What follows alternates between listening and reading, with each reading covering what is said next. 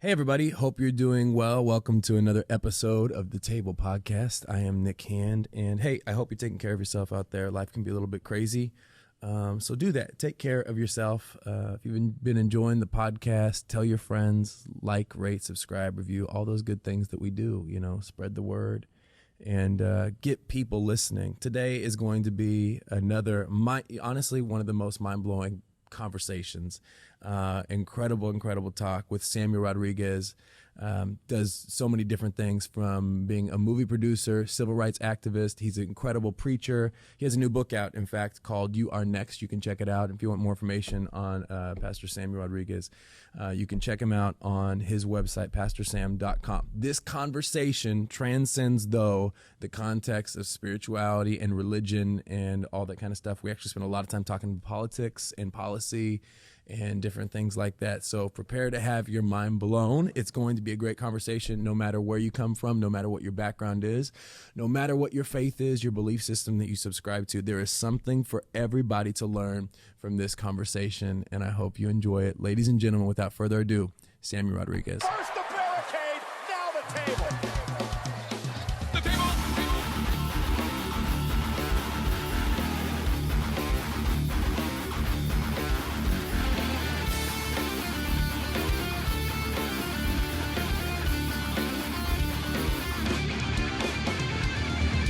How do you get used to doing so many different formats? Because like depending on your element and where you're at and what you're doing, your delivery is different. Absolutely. I mean, drastically different. Is some of that natural for you, or is that intentional? It's both. Okay. It's naturally intentional. Okay. It really is.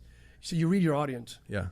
And you accommodate according to your content should be consistent. There should be continuity in your content. The wineskin, that's a variable. Right. You shift. I do a lot of Southern Baptist Convention events. I do a lot of very interesting. How are you doing it though when you're going like on Fox News or CNN or these shows? Like, I mean. Right. That's conversational. Yeah. And it's more social, cultural, political. Yeah. So you pivot. I go horizontal. I call it going. So this is vertical. Uh-huh. But you go horizontal. Meaning what? Horizontal. You go. You shift more to your. So this is my Billy Graham motif. Okay. That's my Dr. King motif. Okay. So are you thinking of that? Like, Yes. My objective is every given day on any platform, any microphone, it's either Billy Graham or Dr. King speaking. Really? Yeah. Absolutely. When did you start doing that? I was 14. When you started thinking like that? Yeah, because I saw Billy Graham on a television crusade. Then I saw Dr. King on PBS in a special. He already passed away, of course. Wow. And I said, I'm gonna marry these guys. Like somehow, I'm gonna connect them. Like no one has ever connected Billy Graham and Dr. King. Yeah. I want to be like the first person to ever marry Billy Graham's message of Dr. King's march. Yeah. I want to marry Billy Graham and Dr. King. I think that's the answer. So, in America, if we could marry Billy Graham and Dr. King, that's righteousness and justice. We win. Yeah. That's how we change the world. Is it ever difficult? Is it hard to navigate the two, or is it just like, is it almost second nature for you? I think it comes second nature now because after so many years, and you just have to be careful. You don't want to be too You don't want to be too Billy Grahamish on a Dr. King platform. Right. And you don't want to be too Dr. King on a Billy Graham platform. How did you end up on the Dr. King platform, being that, I mean... It's a supernatural thing. So it really is. I was 14 years old. I had a guy come in from Teen Challenge. Never met the man before. She was there when it happened, my wife. Guy, never met the guy before. Said, there's a Sammy in this church. A Sammy. Just not a young man, a Sammy. So if you don't believe in the gifts of the Spirit, you're missing it. Because there's fake stuff and there's real stuff. Right. There's a Sammy.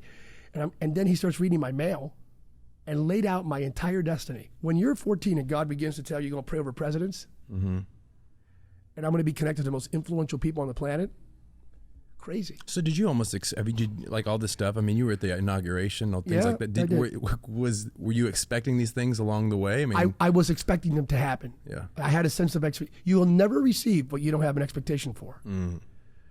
So you have to be expecting it. Yeah. Now, the particularities of when, how, where, why, no. I knew that it was inevitable. And you never had, did you ever have moments where it's like, is this going to happen? Yes, or, okay. Yes, absolutely. When things got dark, we all struggle at least with vestiges of unbelief. Every one of us, we go through storms, trials, pits. Yeah. And when we go through pits and moments of darkness, that's where our faith has to stand elevated. But that's beyond us. Like that's where we get moments of God and all the spiritual leverage that every single prayer you ever made, Yeah. every time in God's presence, it all elevates. That immunotherapy kicks in, and bingo. Yeah. So I've lived it, man. The movie. Yeah. God gave me a word years back. He said Hollywood, specifically Hollywood. And I'm going, what? And here I am producing movies, man. How much of it for you has caught you by surprise then, if all that stuff has been somewhat expected? The like Hollywood, forecasted? out of everything, the presidential stuff did not, because there was a word. The Hollywood, there was a word, but with Hollywood, there came more of the acceleration of it. Yeah. That surprised me. Yeah. How fast it was? Oh yeah, it took off. Yeah. Like this. Yeah. And now we're doing other movies, and it's pretty amazing. And you had experience in this, or No, again, experience, or- and I did a little bit of acting. Yeah. I dabbled into a little bit of acting, and I mean minor cameo roles, that sort of stuff. And I did I've done consulting with different studios, Paramount, Sony, and so forth, 20th Century Fox. So I've done consulting on different movies, different projects, where they bring me into studio heads. They have me evaluate a movie. What do I think? Script, analysis, that sort of thing. But never at the production level where it's my idea. Yeah. So this is the first at an executive producing level, which is pretty amazing. There's a lot of people, when I watch them in different environments, it almost is like they flip a switch and they turn it on and they are performing. And sometimes it can come across a bit contrived. Anytime that I've seen you, it always seems very authentic, even though it is a distinct different hat. How do you do that? Authenticity. It's just I am obsessed with what I call my 7 H's, like being real. Okay. Because again, I grew up in church. My parents are not preachers. You have to know my background. Yeah. I'm a math nerd. I went to Lehigh University. Yeah. My mind is very linear, sequential, and so I doubted a lot of the stuff I saw in church and on Christian television, particularly. Like it turned me off. Yeah. That was exuberance, that's emotionalism, or that's just pure, Elmer Gentry, snake oil salesman. Right. That's fake, man. Right. Now, was I judgmental? Yes. Was I 14? Yes. But a lot of it turned me off. And some of it was pathetic, truth be told. But a lot of it was likewise prophetic, and I didn't have the maturity or the capacity to accommodate my mind, the reality of how God works. All of that to say, I have a rubric. It's called the 7 H's. Live a holy, healed, healthy, happy, humble, hungry, honoring life. And God will favor you wherever you go. Yeah. And you can change the world. Live a holy, healed, healthy, happy, humble, hungry, honoring life. Yeah.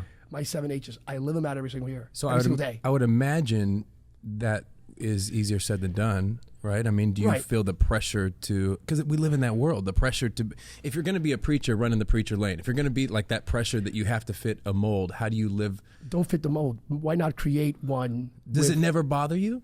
It does, because I'm not, but like you break wineskins. Okay. Like you break the typical normal delivery mechanism, and you go beyond it. Why not do something new? This obsession with the new drives me. Like I'm an innovator. I want to see new things. I want to see church done in a new way. Again, we're not diluting like the truth of the gospel. That never changes. Yeah. The wine never changes, but the wineskin should be constantly changing in order to reach generations and cultural shifts. That dynamic fluidity of culture. And it's the social, political, psychosocial spectrum. Yeah, do it, man. You don't have to sell out the wine. So I'm always looking for something new and innovative and creative. Yeah, and that's just me. I wake up in the morning driven by what's new. Yeah. Have you personally experienced rejection when you try to step out of the bounds of what people are comfortable with? Rejection, pushback. Yeah, measurable pushback. But you just say whatever. That's just it doesn't define me. Yeah. So it doesn't define me. Like today I had an interview on the BBC. And they called me up at BBC, and that's very fun. And then they're interviewing me, and they brought up something. And by the way, Pastor Sam, there's another person that actually doesn't agree with what you, and the person's name is this, and the person thinks that you're blah blah blah blah. And I'm going like, and the reporter's going like, what do you mean? And I go, and who cares? They want like what? Why would I care? Yeah. Like that doesn't define me. Like I don't wake up in the morning going like, what does that person think? I don't give a holy hoot. Yeah. Respectfully, with great due deference. That's how you sway it off. And no, so I just, if you live in transparency and authenticity, and you can go to sleep at night knowing that you live at 7 H's, a holy, healed, healthy, happy, humble, hungry enough, nothing really bothers you. Yeah. You just continue to pursue righteousness and believe. I've lived it, man. So I know that this thing is much more real than you and I could ever imagine. Do you feel the pressure though? Do you feel the pressure to be what people want you to them, what they want you to be? When you're sitting on Fox News or CNN and they're grilling you with the tough, I mean, they're looking for nuance. They're looking for you to slip up. You know what I mean? It's soundbite. It's not. Let's have a conversation and read between the lines. Yeah. Do you ever feel that, or do you? I feel the pressure, not of people. Okay. I feel the pressure of Sam. Don't put your foot in your mouth. Don't be driven by your affective domain. Don't be driven by the emotion of the moment. And it's going to sound really spiritual right now, but literally, Sam, listen to the Holy Spirit. Don't blow it, man. Just hear God and speak what God is telling you. So by the grace of God, we haven't had one hiccup. Have you ever got fired up on when you're live on TV? In interviews that are righteousness and justice issues, like when the reporter gets really condescending, sarcastic, or a bit, I push back, but not in an angry way, in a way that they understand that intellectually speaking, we could have a very interesting, a very viable conversation, but I'm not going to take it. If there's something that's very condescending or negative, I'm not going to walk out and go like, aha. At the end of the day, how did those opportunities specifically find you? TV? I kid you. Phone calls though? I mean, what was it? A phone call, a text, It began email? with the Bush administration. I got a call. You've been since the Bush administration. I was worked with Bush. I worked with Obama for 8 years, and now I'm working with President Trump. So you're going across all kinds of Democrat, Republican, Yeah, I'm not a Republican lines. or Democrat. I'm an independent, but I'm a born-again Christian, which means that I have biblical values. I'm staunchly pro-life. I believe in religious liberty, and I do biblical justice in the name of Jesus. These are the 3 things that guide me. So I'm driven by what I call the Lamb's agenda. I don't marry the donkey. I don't marry the elephant. I only worship the Lamb. So as a Christian, I'm a Lamb's agenda guy, which means I work with Nancy Pelosi and I work with Donald Trump. And I may disagree with them on specific issues, but my job is to go in there and speak prophetically, which is not weird. To speak prophetically is to speak truth to power with great grace and nuance and love, with great due deference, real respect. And by the grace of God, I've been doing it since 2006, and here we are. Is it hard to talk to those people and be honest because of the power they possess? It's not hard. It's. I mean, do you feel that? Do you ever? I feel there are moments that I walked out, called my wife, and said, "I'm never going to be invited again," because I was too honest. But there's never too much honesty. Yeah. Again, as long as you do it with care and humility, and you're not that guy, and you're not arrogant, but you speak truth to power on any issue. On any issue. And I've walked out going like, wow. I've likewise seen the most powerful political person on the planet listen to yours truly and actually exercise and do what I recommended in a matter of a day.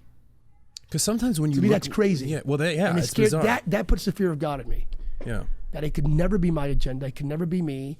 I can never use that influence or leverage for my personal gain or favor.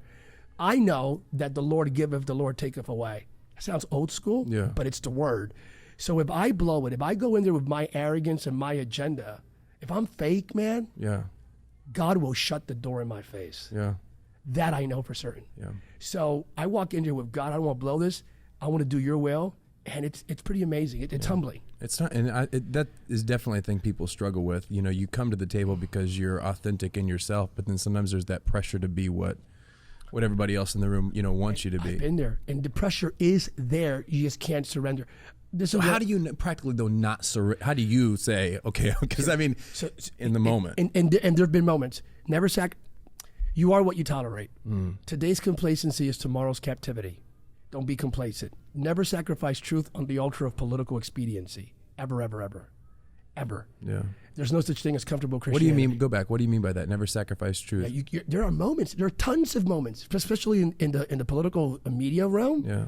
My goodness. Just like I alluded to today, there were moments I was pushed. If I would be a little bit more nuanced on a certain ideology or belief system, I would have been on the cover of that magazine. But I wouldn't. I mean, I could not live with Sam Rodriguez. Is it because it's watered down, or because it's completely polar opposite of what you believe? It's both. Okay. It was a watered down and then subsequently polar opposite. Because it does seem like you are very cognizant and aware of being responsible for the words that you use. You know what I mean? So your depending words, on your audience. No, as it pertains to any audience, your words should never be abrasive. They should be reconciliatory yet authoritative. You could be both.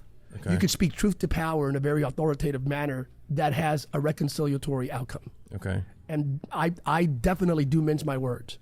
And there's a filter. There's a filter that is beautifully God ordained and self-applied. So how do you define abrasive versus the other that you're talking about? Well, abrasive is where the outcome is clash, is confrontation. And my objective in all of my conversations is not to confront, but to convict. And there's a difference. What is it? The Holy Spirit. The Holy Spirit convicts. I want to speak to you with where literally the Spirit of God will grab a hold of your heart and convict you to see something different. But I just don't want to fight you. Yeah. I want to see a change in you, and I want to see a change in a culture, a society. The outcome is, I speak to people for the purpose of seeing a change. Right. Change in behavior, change in a way of thinking, at the end of the day to make us better. And I always begin any conversation, even if it's hostile initially, with the following. That guy in front of me, he carries the image of God. I don't care who he is. So that's how you choose to see him. That woman, she carries the, I don't care who it is. I don't care if they're atheists. I don't care what gender, sexual preference, political belief. They carry the image of God. I begin with that. So I have to respect that person and treat them with love. With love now. Yeah. As Christians, we're not called to tolerate. We're called to love. We go way beyond tolerance. I'm not called to tolerate you. I'm called to love you. And every conversation should be led by love, ignited with the truth of the gospel, and God will take care of the rest. There are things I can't do. I just, believe him to take care of the rest. Yeah. Just do what you can. And that's my assignment. I'm just a pizza delivery guy. I don't make the pizza. Yeah. He does, and I just deliver it. There's a lot of, I think, from the outside perspective of just general population, when you look at politics, there's an assumption that they're not really listening. So to hear you, say that you go into these environments, invited into conversations, do you feel like, are those, just for an outsider into the asking questions into the political realm, do you feel like those things that are talked about are fully invited in and considered? Or when you go into those environments, have decisions kind of been made behind the curtain, but as a token, we're inviting these? Recently, I finished a conference in Baltimore, speaking, a vertical conference, so I'm preaching. And I get off the stage, and I'm going with my assistant, George, and I get a call, and it was Nancy Pelosi. And she called on a Saturday afternoon from her cell phone. And I called her back, and we had a conversation. And it was a genuine, authentic conversation about a deliverable. It wasn't something already pre-organized, pre-prepped. And it was a conversation asking me to call the White House on certain issues. And that humbles me. Yeah. To me, it's like, make sure no pre-programmed agenda on her behalf. Yeah. There was authenticity. There was sincerity of heart. You felt it. And then subsequently, there were statements that were made to substantiate that. So, again, do I invite it? No. Do I knock and go, can I be part of a meeting? Never. It just comes to you. It comes because we don't sell out. We speak truth, and we love people. We love God. We just want to change the world. That sounds cheesy and corny. Yeah. I don't care. Yeah. I really believe we can change the world. I really believe we can. And that's my mission in life, to reconcile Billy Graham's message with Dr. King's march, the vertical and the horizontal planes of the Christian message, and change the world. So you're known also, though, you're involved in civil rights activism and things like that. You say, it seems to come to you. In certain instances, do you go to it? Do you run to the fire? There are issues that recently happened in America that require silence is not an option. Yeah. And that require prophetic advocacy, not political, prophetic. So there are issues that I run to fires when I see. What are some of those issues for you? Any racial injustice, any biblical injustice. So if they're persecuting Christians, we're involved globally now. We're traveling around the world in Muslim nations, speaking to the heads of nations, to kings of nations, addressing Christian persecution primarily in Muslim nations. So we're working on a pretty crazy agenda on seeing Muslim nations open up to seeing the gospel preached and at least putting an end to Christian persecution, both de facto and de jure. So that's one of them. In America, any and all vestiges of racial disparity, bigotry, racism, we push back. Yeah. And you can't be silent. You have to push back. Or any other issue, religious liberty. Christianity in the state of California under assault with legislative initiatives that come against our Judeo-Christian value system where it would hamper my ability to preach the gospel completely. Yeah. We're going to stand up, man. Yeah. So it's across the board. It's not just one thing. It's just across the board. Any any attack on the image of God and the freedoms that God has given us, I will be there. And are those conviction based? How do you choose where your lines fall? I mean, for you, I'd assume Scripture, but it is Scripture, and you have to be careful because you shouldn't be responding to everything. You don't want to be that guy. Right. You don't want to be, the lawyer trailing the ambulance chaser out there in the civil rights advocacy sort of, plane. Right. You don't want to be that guy. What you want to do is be led by integrity. There are moments I just stood quiet. People ask me, say something on this, and I went, I just don't feel I should. I just don't feel the release of heaven on this issue. Yeah. But you need to say something. Well, I guess, it's not going to happen.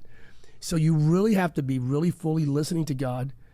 And there are areas that you shouldn't step into. You listen to God, be sensitive to the Spirit of God, and just follow His lead. Yeah. Follow His lead. Do you find that difficult going in and out of the church world? Do you experience any type of, when you don't fall into traditional, maybe Republican or conservative values, when you look at the church at large, there's, especially in certain parts of our country, a lot of those Christians kind of align themselves with conservative values.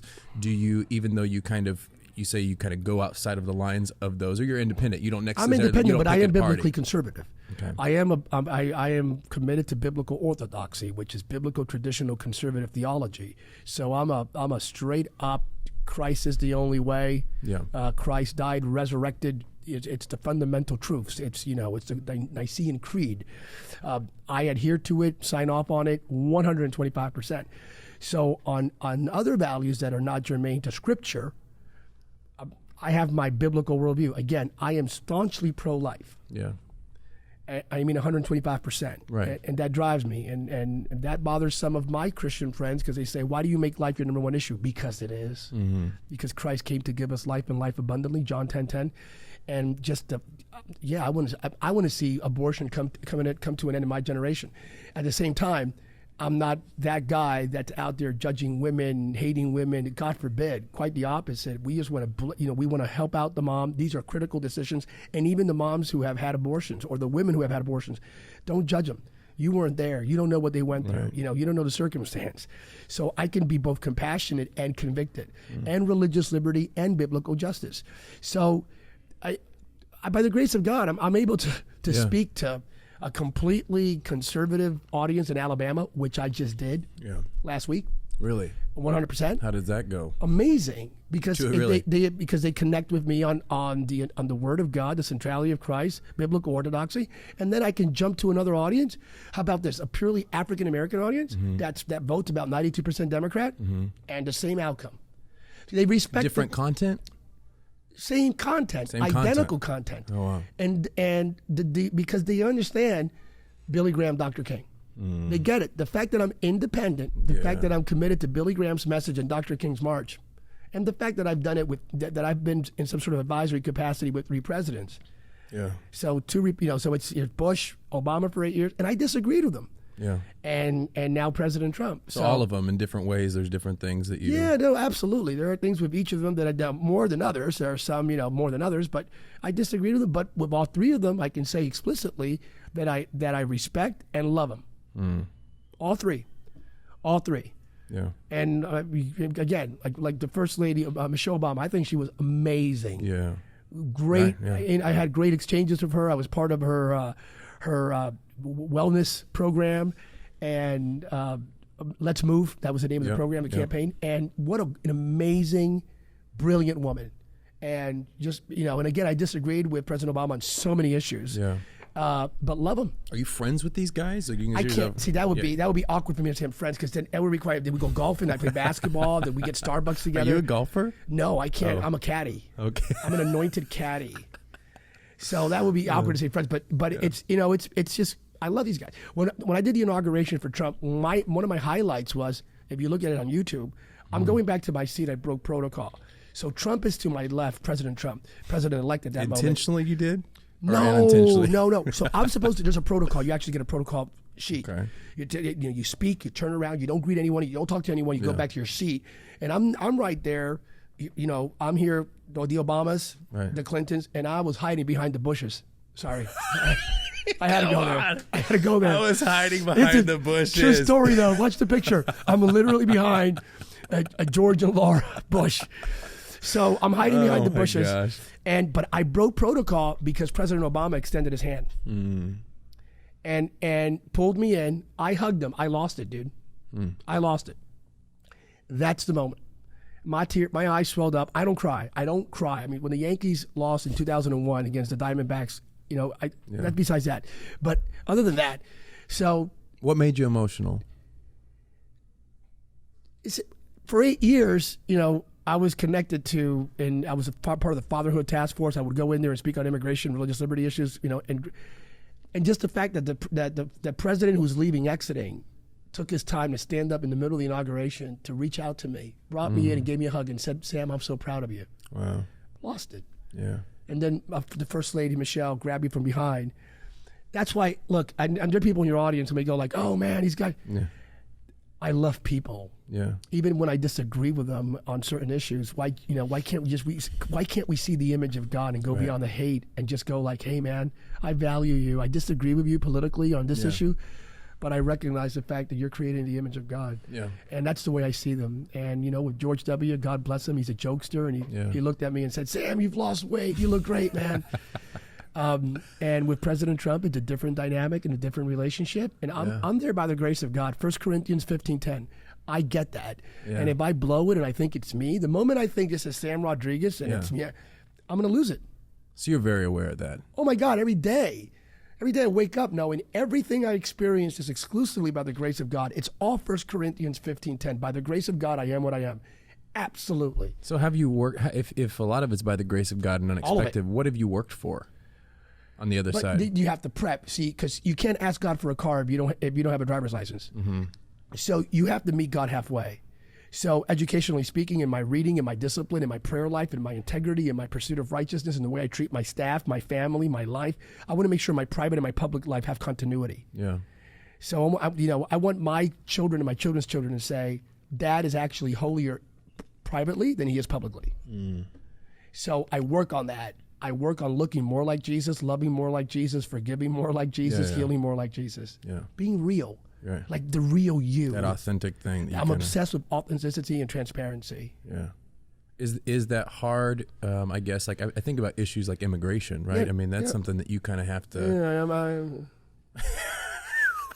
My God. Do you get frustrated when there isn't progress in the way that, to go through that many different administrations? 13 years. We were there. At some point. That's when President Bush called us in on that issue. I worked with Karl Rove on it, his assistant deputy chief of staff, but actually the one who ran his campaigns. I worked on this, man. And we thought we had it. And when I worked with Marco Rubio on a bill with the Senate, we thought we had it. And we lost by a vote. It's been a crazy 13 years on this one issue. How many times have I been to D.C. on immigration issues? It's been crazy. It's been worked with John McCain on it. Ted Kennedy. Have a letter from Senator Kennedy that I have framed somewhere in office. And it's frustrating because there's an easy solution. That sounds crazy to say. There is an easy solution. Which is? I sat down with the president over dinner, this president, and I gave him my proposal. So I handed it to the president. Said, so I know he has it. Jared has it. So real simple. It's not complicated. One, secure the border. Stop illegal immigration. We are a nation of rules. So you were a fan of the wall? Not necessarily a physical concrete wall, because we're beyond that. To be honest, we could have infrared technology, satellite imaging. We could read a license plate in Afghanistan from miles away, dude. We could read it. We could see 1,000 people with backpacks going over the Rio Grande if we want to. Yeah. It's all about resource allocation. So it's not necessary. Parts of it physically, but parts of it virtual. Yeah. Technology, man. It's all technology. Satellite imaging, infrared. My God, bells and whistles. But do you think that why? But we can stop illegal immigration. We need to, by the way. Yeah. Like from a humanitarian standpoint, I know this firsthand. What they do to girls, man. Yeah. 9, 10, 7, 8-year-old girls, the coyotes, they rape girls. They rape boys, but primarily girls. Dude, as a Christian, I want to stop all illegal immigration to protect these people from being raped. Yeah. And it's crazy. And likewise, because we are a sovereign nation and we need to protect the sovereignty of our citizenry. This is not anarchy. Yeah. Open borders is an idea for the New Jerusalem. We're not there yet, sunshine. Yeah. So, no, We need to protect our border. That's number one, secure the border. Number two is, what do we do with those that are currently here undocumented? Well, if they're here and they're not living off welfare and they're hardworking and God-fearing individuals, which the vast majority of them are, 99% of them, I know they attend our churches, let's find a pathway to legalization, but not citizenship. So if you came here illegally, there's a price to pay. What's the price? You're never going to become a citizen. Don't live off welfare. Don't live off government subsidies. If you're hardworking, which they are, my God, some of the hardest working people on the planet right now are undocumented individuals in America. Indeed. So these are beautiful people. They attend our churches. I know them. These are I preach to them every Sunday. So yes, let's keep them in here. Let's legalize them, and let's deport the gangbangers, the drug traffickers, the pedophiles, the rapists, those that are involved in nefarious activities. Let's deport each and every one of them, which is about what, less than 1%. Yeah. The other 99, let's legalize it, but no citizenship for them. But for their children, absolutely, because these kids should not pay for the sins of their parents. So if the kids came over, why should they pay the price like they had any say? Makes no sense. I gave that solution to the president. What do you say? I mean, this is something even conservatives will sign on to, because they're afraid of getting 11 million Democratic voters, giving it to the other side. It's all about politics. If you legalize 11 million people and make them citizens, in their opinion, that's potentially 11 million new Democratic voters. Democratic meaning big D, party voters, and which is not true, by the way, because Latinos are not 100%. 30% of Latinos voted for Trump. 44% voted for Bush because of their Christianity, their Christian faith. Because Latinos are the most staunchest pro-life community in America, more than white evangelicals. Really? So because of that, even with all the tweets and all that, they voted 30% for Trump. Yeah. And then you asked them why life. That was the issue. Yeah, that was the issue. Like, we're going to vote, because life trumps Trump. Yeah, that's pretty amazing. So, but again, that was the solution I gave them. And do you prioritize your convictions like that? Like, do you, when in choosing, like I've had conversations with people about this, like when choosing a candidate, there are certain people that, they have these plus assets and liabilities, these assets and liabilities. If they're not life, I can't support them. So that's your number one gun. Right. But what if they're pro-life, but yet they're like unbelievably evil? Right? Right. Well, I won't vote for either. Yeah, I won't. No. Right. So my point to you is the other guy's completely pro-choice, or pro-abortion, better yet. Yeah. And they believe in 9th-month abortion, right? Or that's infanticide. And the other guy on the other side is pro-life, but like really bad, and on other values. I'm just not going to vote for either. Yeah. But so I do have values. Do you, being in the political sector, like with these guys, do you feel like there is genuine care about the people, especially with issues like immigration? I'm not in that world, so I've heard that sometimes that's used even as kind of like a bargaining chip or bargaining tool, like some of the topics. Do you see that? I've seen this issue used by both Democrats and Republicans for political gain. Because President Obama had a chance to address, again, I have great love for him and affinity, but he had a chance to to push immigration reform, better yet. But he sacrificed immigration on the altar of health care. Yeah. So he basically put all of his eggs in the proverbial basket of healthcare, instead of immigration. Yeah, and that's heartbreaking, because he had a Democratic majority in both houses. He could have passed immigration reform, but rather he selected to pass healthcare reform. It's crazy. Do you think you've gotten to know? Well, you've been around. And by the way, so did Trump. He had both houses. What do you mean? When Trump first came in, he had a Republican House and a Republican Senate. Yeah. So he could have passed immigration reform then, but the House and the Senate did not agree. So in both parties, both parties have played politics of immigration reform, which is sad. Because it seems like there's not almost a genuine concern. Like, these are real people, These are real people, created in the image of God, both citizen and immigrant alike.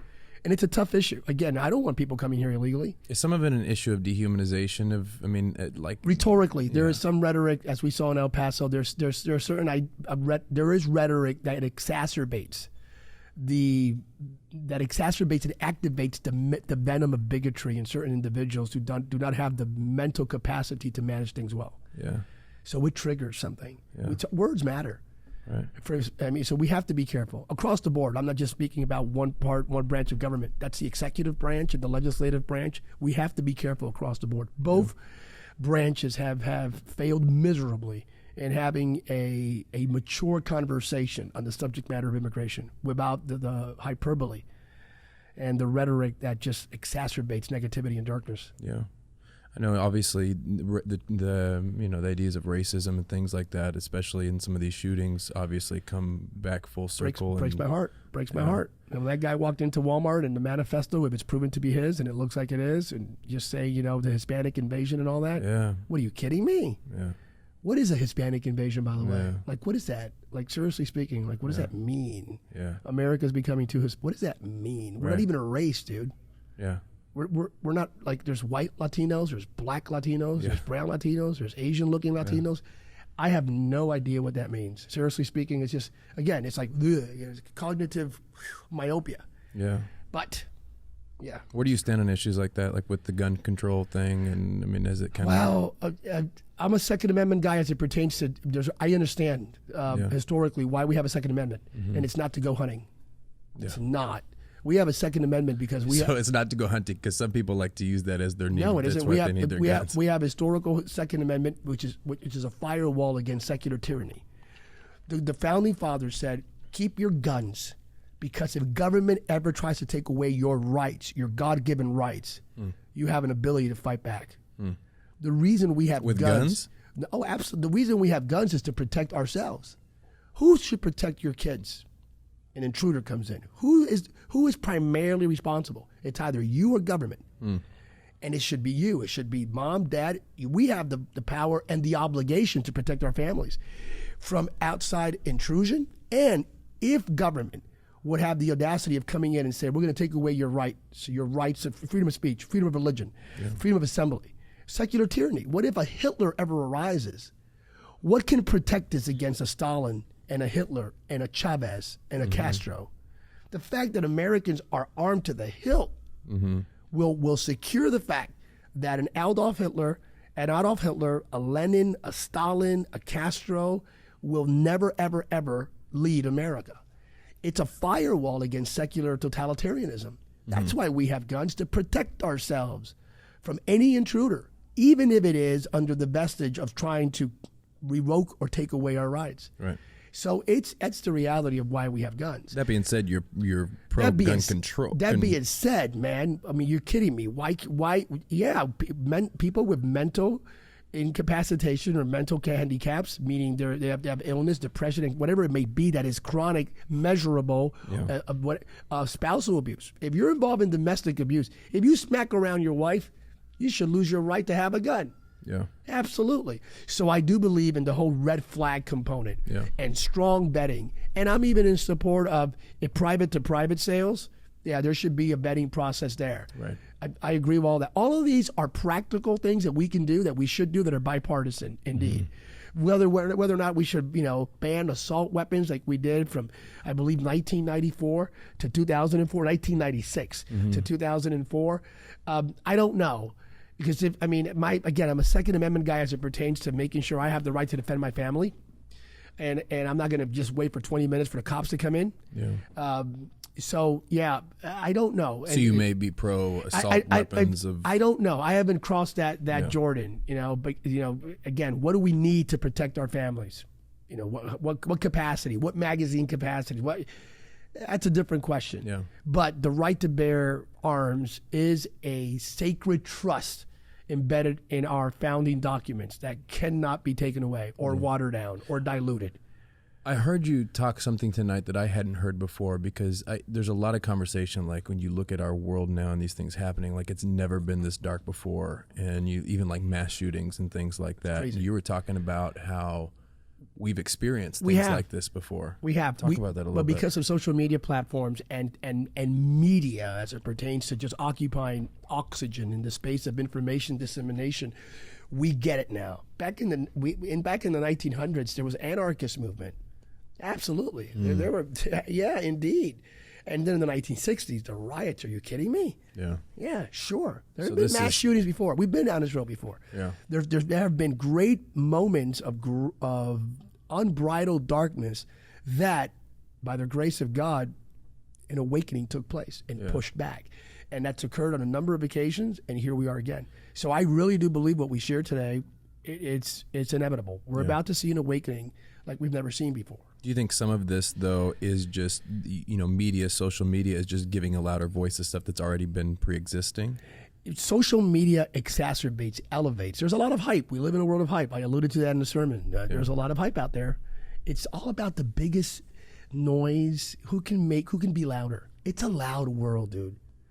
Silence is a commodity right now. Like, to be chill, it's like, because who's louder? It's all about drawing attention to yourself, to your cause, and it's just a lot of noise right now in the system. Well, and especially because the hype doesn't just come from America. I mean, a lot of this, you get into conversations about other countries meddling, Russia. I mean, always Russia, right? Always Russia. Is a lot of that, do you think that's real, or is a lot of that almost a diversion away from, to blame other people? I think that's more scapegoating and projection. Other nations are likewise involved. Are there actual conspiracies of nations that would love to undermine American authority around the world? America's global, quote unquote, dominance, strong term, but in reality, socially, economically, politically, culturally, military-wise, yes. Yeah. China and Russia would love to see the diluting of American influence in the 21st century. And that's the objective. Yeah. So absolutely. But when we just focus on what others are doing externally and not addressing our own issues internally, that's where we go wrong. There's so many things we can do together as a nation right now. Yeah. We can solve so many issues right now. And because we are fragmented. This whole racial...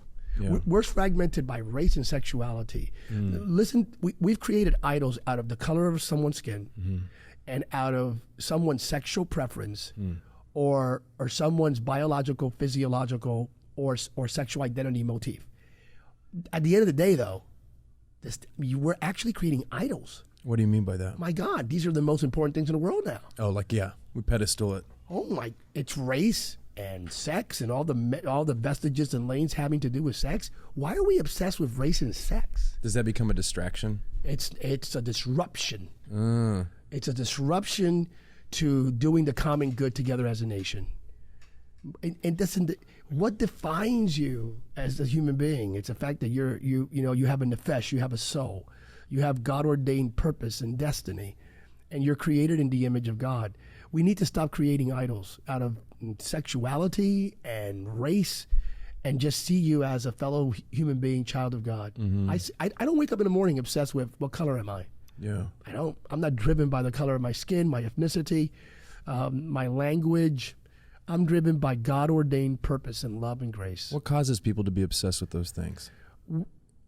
If that obsession gives you an ability to demand an entitlement, one way or another, if that obsession leads you or compels you or helps you become a perpetual victim where you can attract people's pity, then that's an issue. Now, have there been legitimate issues that have been addressed and need to continue? Absolutely. Racism in America was real, is real. Bigotry still lives because it's part of the sinful nature of man. So I'm not speaking to the fact that you should never address these issues. I'm the first one in line addressing these issues. But when you become obsessed with that, if you wake up in the morning, you see yourself primarily as black, white, yellow, or brown, instead of I am a child of God. Yeah. You're going to have some What issues. about seeing other people that way? Because some people are comfortable with their own choices and lifestyles, but their obsession is not over the victimization side of this is who I am and respect me for me, but you shouldn't be able to be that. It's called hypocrisy, right? There's a lack of continuity, incoherence, and logic. Yeah. So you fight for your cause, but you have a problem with what I believe. Yeah. If you're going to create space, some of the most intolerant people are the people that have been fighting for tolerance. Yeah. How about that? Look at that. Hey, Dorothy, we're not in Kansas anymore. I want to see people that fought for tolerance to say, even though I disagree with what you believe, I'm going to make space for you. Yeah. Because I fought for a long time for you to make space for me. Yeah. But I see bigotry on the other side as it pertains to certain ideas and concepts and so forth. Again, our job as a Christian church is to be light in the midst of darkness. I made a choice a few years back. I could either go in there and curse the darkness, rebuke the darkness, What am I going to do? Blow a shofar and move some flags around and tell the darkness to leave? Yeah. Or I could turn on the light. And my commitment is, rather than complain about the darkness, I'm going to be light. Wherever I go, I'm going to turn on the light. I'm not going to focus on the darkness. I'm going to focus on turning on the light. So you being passionate about politics and knowing in the political realm you have people outside of your perception or your belief system, and then being in the church world you have you're preaching to people that are for the most part seeking God through Christianity. How do you have opinions or try to build policy that kind of takes care of everybody while at the same time knowing you possess convictions that could sometimes go against those? My objective is to advance an agenda of Psalm 89:14. Righteousness and justice are the foundation of your throne. Love and truth lead the way as attendants. Powerful verse. Everyone should memorize it because every government should stem out of that biblical verse. Righteousness and justice with love and truth leading the way. So all of my policies, some of them are not. How about this? Let me surprise you. Okay. In about, I think it's 2008, 2009. I forget. It's been a while now. We launched a campaign called imagodeicampaign.org. It was the first ever evangelical global campaign that fought for the recognition of the image of God in every human being. That sounds weird for your audience. Let me explain. Yeah. So this was the statement. Every single human being in and out of the womb carries the image of God. Black, white, yellow, brown, gay, straight, Muslim, atheist, Christian, Jews. We all carry the image of God. Therefore, we should treat each other with love and respect. The fact that I included everyone was revolutionary. I was, wow. And groups that people that are part of these respective communities reached out to me and said, "You actually included me? You believe that I carry the image of God?" I went, "Absolutely." Yeah. But don't you guys dislike us? I go, "Nope. I have no idea what you're referencing. Not in my Christian worldview." Yeah. No. So you believe I carry the image? Yes. That does not mean that I sacrifice biblical truth on holy sexuality or any other idea. I adhere to biblical truth. I believe what the Bible says about absolutely everything. And it's not even about what I believe. I preach the word. Yeah. So my opinion doesn't matter. So when I'm asked in interviews, what do you believe about this? I go, who cares? I'm a preacher of the gospel. I adhere to biblical truth. And that's what I preach and teach. So that campaign right there, we accommodated a very broad audience without diluting our biblical principles. And a lot of people have a hard time with that. I think people end up using the Bible as sometimes a tool to defend their own personal opinion rather than the opposite of what you're saying, adhering to it. So I use it. Sometimes we can use Scripture as a weapon to hurt you, but you've seen people do that. That's what most people. That's what a lot of people in the Christian sector do. And they have. They have in the past. I think we're seeing an emerging generation. Your generation. So you're in your 30s. I'm in my 40s. I see it. I think we have a more loving yet truthful worldview. And if anyone in my church would ever discriminate against anyone because of their lifestyle, whatever it may be, if any of my leadership, that would be the last day they would be in leadership. Because we're called to speak truth with love and to create space for an encounter with the risen Christ. Yeah. And I want to have, I love people, man. I don't care where you come from, what you believe. My church, we don't do politics. Yeah. We're 40% white, 40% black, and 20% confused. So, I mean, I have a great, beautiful church, man. Yeah. And with Democrats, Republicans, we have every stripe of every single community in America represented. But we preach the truth of the gospel. Yeah. We don't water it down, and people love it because we preach truth with love. Yeah. And man, it's just, we can do this. I've seen it. Which is so funny because it's probably not the assumption of you being because you're involved in politics. They would think that your church is probably I don't even bring it up. I meet in the White House. And my church, I never say it from the pulpit. So they don't even know. They saw me on Fox, because CNN. They saw me on television. But they don't hear it from you in church. No, they won't, because that's not what church is for. Because politics divide. So I will not feed into anything that even has the vestige of bringing about division. Does your ego ever want you to? No, my ego. Does your ego ever drive you to say? I mean, you know what I mean. Like I feel like you're meeting with the president of the United States. Oh no, I may have the opposite issue that I may need therapy for. Really? I think that if I blow that up too much, that doors may close. I really fear the Lord. Yeah. I really fear that if I go out there and become braggadocious, Yeah. I don't need to. Yeah. I don't post. Yeah. If you see my posting, it's all about preachings and inspiration. And I just finished speaking with the President of the United States. I don't post. Yeah. Other people do. God bless them. I don't judge them, but I don't. Yeah. Why would I want to post? I mean, if you're those that know. Yeah. So if I'm meeting with the President, did someone take a picture of? Yeah. Do I have it on my iPhone? Yeah. Yeah. After they leave office, my only picture that I posted with me and President Obama was the day he left the White House, thanking him, and so forth. Yeah. And maybe the same thing I'll do with President Trump, and possibly I think I will, because why? You're there. It's like those that know. I go there. It's fun because I'm true story. I went in there. I was I met with the president. While I'm walking down the corridor of the West Wing, and the White House. I'm walking down, and all of a sudden, I'm by myself. I started praying in the White House. I'm just praying, and just praying for God to cover the executive branch, the president, his family, and praying in Jesus' name. Again, we have to be careful not to think it's us. Right. It really is. It's going to sound like super humility here. It's not, man. Trust me. It's there. I can tell you. I fear God, and I just think I go there thinking about my kids. Yeah, that's what you go in. Yeah. I'm driven by my kids. I want to leave my kids a better world. And if my words can help, if my words and what I share can help this world become better, I want to leave a better world for my kids. Talking about President Trump, people obviously on both sides of the fence with policy and other stuff. As it pertains to how he presents himself to the general public, is your belief that he is misunderstood, or is he understood as he desires to be? Both. I think part of it's intentional, and the other part is just he is misunderstood. Really? Sure. In what ways?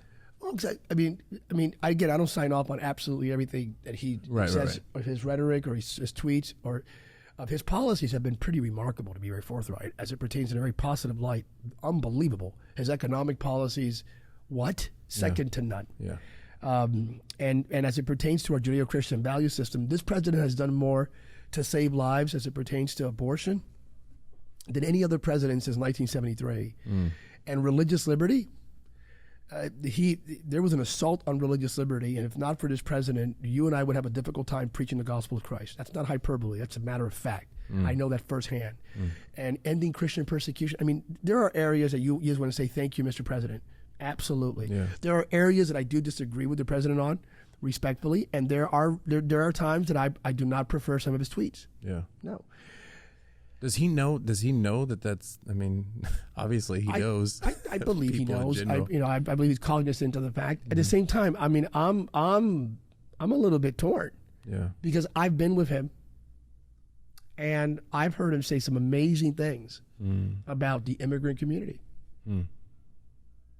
Been with him. It's always easy to judge when you're not in the room. I've been there, man. I've been with him, and I always reference one thing, which is, some of your listeners may be very perturbed. I'm going to say it. When they say President Trump is anti-immigrant, again, there are things that I would rather him not say, and there are things that I have actually critiqued him on respectfully. I have, with great due deference. I have. Does he take it from you? I'd rather not say, because then that would violate that confidentiality. But But I mean, it's respectful. I mean, because there's some and things in his but there's some things in his tweets, when he tweets things, it comes across very disrespectful. Face to face, is it different? Again, he's one of the most affable, caring individuals you can meet privately. Yeah. Without a doubt. I met with a president who talked to me about, when we were talking about the kids being separated, talked to me about his grandkids and said, I see my grandkids there. He said that? Yeah, to me. I mean, I've had that's why my whole point is people don't know. Yeah. And I'm not justifying everything he tweets. I'm not, that's not my job. Yeah. I'm not here to defend President Trump.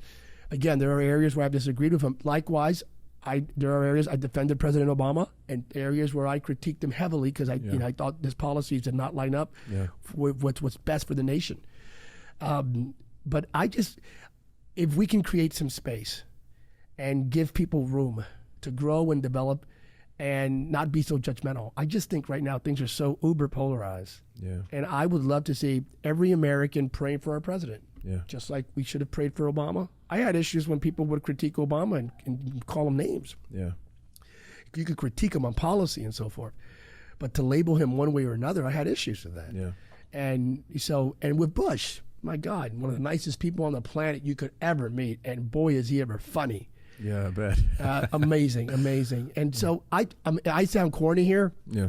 I have had the privilege of having contact with 3 presidents, and I love each and every one of them. Well, I could talk to you for hours, but I want to respect your time. You got to get back home. Thanks for staying late tonight and for stopping by. Thank you for having me. Appreciate it. Thank you.